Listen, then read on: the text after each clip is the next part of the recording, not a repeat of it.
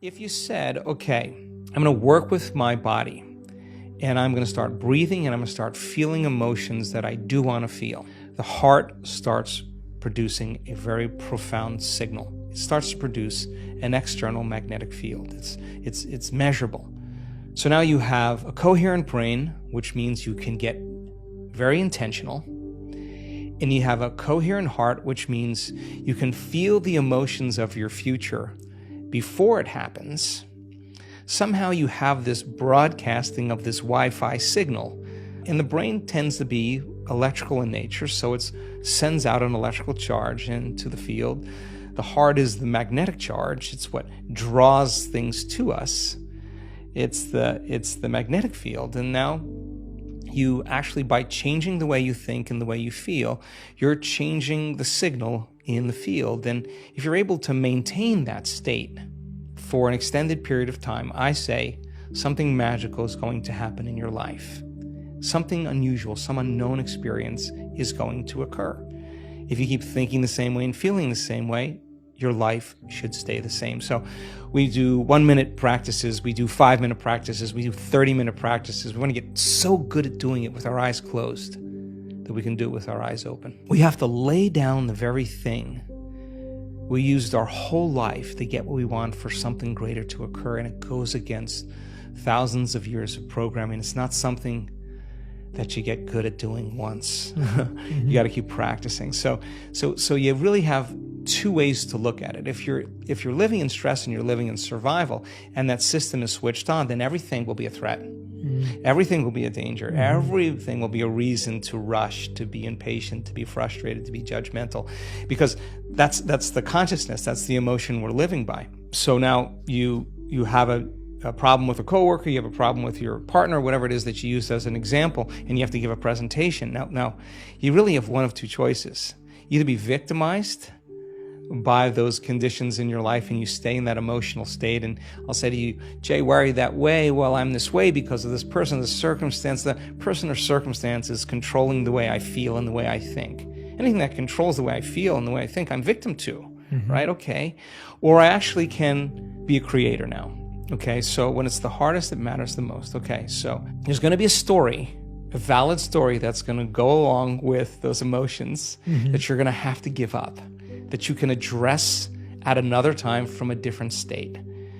If you're altered in that state and you say something, you do something, you write the email, you send the text, you'll always regret it. You'll always say, I should have never said that. I should have never done that. We got to learn that we're in an altered state at that time.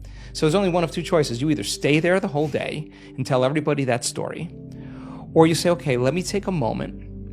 Remember that this is the experiment called life. Okay, let me practice getting relaxed in my heart. Let me slow the animal down. Let me practice that. Take a few minutes. Now, let me breathe. Let me get my state back. Let me change everything. Okay, let me remember who I am, who I want to be when I open my eyes, and let me practice that again. Now, even if you had to do that 10 times in one day, I would say it was a day worth living. I would say it was a day worth living. And when we do walking meditations in our retreats, we're doing walking meditations so you can practice doing it with your eyes open. Yes. Like if you're going to be relaxed in your heart and awake in your brain, and you can do it with your eyes closed, okay, let's take it out for a test drive. Yeah. Let me open my eyes. Let me pay a little bit more attention to my inner world. Let me practice feeling this feeling. Let me practice feeling this way, and let my brain do what it does. Let me get defined. Let me change my physiology. Let me change my state. Let me walk as the healed person. Let me walk as the abundant person. Let me walk as if my prayers are answered. Let me walk in this state. If I keep practicing that over and over, it's going to become a habit, right? Yeah. So we hit it as many ways as we can. We have at least 7 or 8 different breaths that we do because we see how they all work in the brain. We have all kinds of meditations. We have sitting meditations. We have standing and walking meditations. We have laying down meditations because we want you to be able to do it with your eyes open, with your eyes closed, standing, walking, any way you can so that you don't default and return back to that person. Now, if you do default, you didn't fail. That's a program. You just went unconscious. And how many times do we have to forget until we stop forgetting and start remembering? That's the moment of change. No one cares how many times you fell off the bicycle. If you ride the bicycle now, you ride the bike. So it's the constant process every single day. And I think that Sometimes we look for evidence in our life and it hasn't happened. And I think it's so important that we still show up. Yeah. Yeah, because that's where you're changing the most.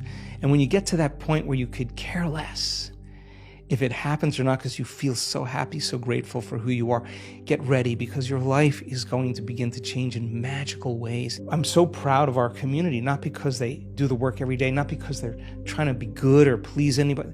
They do it because they don't want the magic to really end. The experiment is too good. They're going to continue to be a creator in their life. So then when they change the way they feel and the way they think, and they start seeing evidence in their life, they're going to remember what they did inside of them to produce that outcome, and they're going to believe they're creator of their life and less of the victim of their life, and that's empowerment.